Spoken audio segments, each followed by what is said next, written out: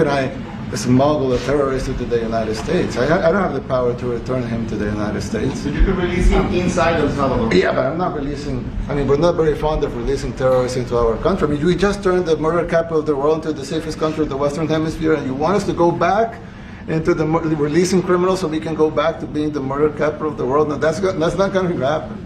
Well, they'd love to have a criminal, released into I mean, there's a fascination. They would love it. Yeah.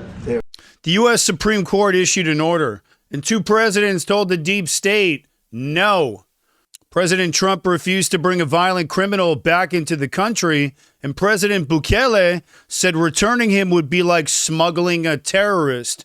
And just like that, America's highest court got steamrolled by 2 leaders who actually understand national security.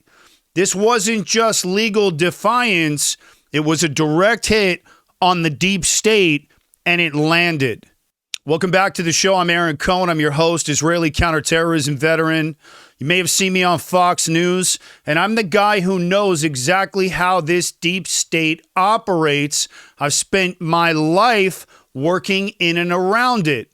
And on this episode, I'm going to be digging into the story that exposes everything broken from within the system and everything that's right about real leadership.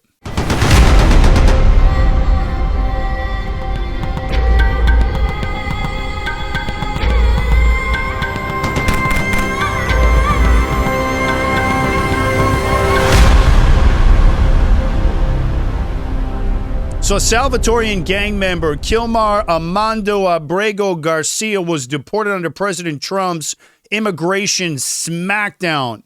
But now, thanks to activist lawyers and politicized judicial system, the Supreme Court has ruled he must be returned to the U.S. And why? Because apparently a violent criminal has more rights than an American citizen. But here's the twist. Trump said no, and El Salvador's president, Nayib Bukele, stood in the Oval Office next to Trump and said, I don't have the authority to send him back. That would be like smuggling in a terrorist. So let's talk about this gang member that the deep state wants back in the United States. Kilmar Abrego Garcia isn't just another illegal immigrant. Let me make that very clear. This guy is linked to gang activity, MS13. He was removed specifically to keep Americans safe. But now, backed by immigration attorneys and leftist NGOs like we've seen, he's become a pawn in a much bigger game. So this one here isn't about justice. This is about undermining this new Trump-era policy that puts America first. And it's textbook deep state garbage. Weaponize the courts, empower the lawyers, overrule the people. But Trump is standing firm against the court and this corrupt system. And I love Trump's response. It was classic. He told the court they don't get to force criminals back into America. Love that. That's more than political defiance. It's an exposure of that radical deep state pipeline. Courts, bureaucrats, open border lobbyists working together to flood our country with chaos. And Trump is saying what most Americans are thinking. It's why we elected him. This is a setup, and it ends now. The Aaron Cohen Show is sponsored by the Cherry's Deep Concealment Holster. This is the same holster I trained Keanu on for the John Wick franchise. This thing runs BWB, or below the waistband, means there is zero digging into your gut, and this holster will never fall off you because it runs below the waistband. Also, lightning fast draw with just a little bit of training. Hit the link down in the description to order one of these bad boys. They ship next day. Zero lead time with these things now. They ship next day. Lightning fast draw. Fits all double stacked 9 and 40 Glocks. Fully adjustable clip and ambidextrous lefties, you're covered. Hit the link down in the description. Grab one of these bad boys and finally carry with comfort and total concealment. Now, I want to talk about Bukele, the deep state's newest problem. Here's what the deep state didn't see coming. A foreign leader refusing to cooperate with their agenda. And Bukele's cleaned up El Salvador with that mass gang crackdown and that brutal enforcement, using that tough enforcement. And now he's telling the U.S. Supreme Court, I'm not your errand boy.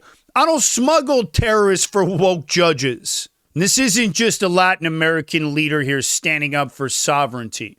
This is a direct rejection of the globalist system that thinks every country answers to the same puppet masters. And so what are we talking about here? You got two presidents, one criminal, and the deep state is lost in scrambling. Why does this matter? Because when the Supreme Court thinks it can order a foreign leader to reverse a Trump-era deportation, that's not law anymore. That becomes theater. And it's that deep state flexing its muscles and basically getting laughed out of the room. And Bukele's defiance proves what we've known for years.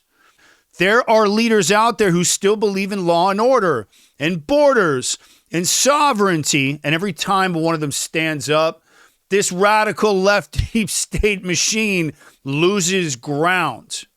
This isn't just about a criminal. This is about whether that deep state can use courts to override presidents and whether unelected judges can force policy across borders like they think they can, or whether your security takes a back seat to woke ideology and internationalist control. And we just saw the answer was very clear. No. Trump said no. Bukele said no. And the American people are 100% behind this. So let me ask you guys, what do you think? Should the Supreme Court be able to force foreign leaders to return criminals to U.S. soil? And is this the moment that deep state finally overplayed their hand? Let me know what you guys think down in the comments. And if you're tired of watching globalist institutions continuously try to drag this country down, join my sponsorship team. Every package sold helps me keep exposing these operations and standing up for national security, sovereignty, and the truth. Hit the link below. Grab yourself a 3-pack of Merkava coffee. And if you're not a coffee drinker, join my sponsorship team and grab a mini sponsorship package. They start at $25, helps keep the lights on in the studio. We're completely independently produced and funded by you, the fans and the viewers. Appreciate you guys. I'm going to come back to this as this continues to open up. I want to thank you guys for watching. I'm Aaron Cohen. You're watching The Aaron Cohen Show, and I will catch you guys on the next one.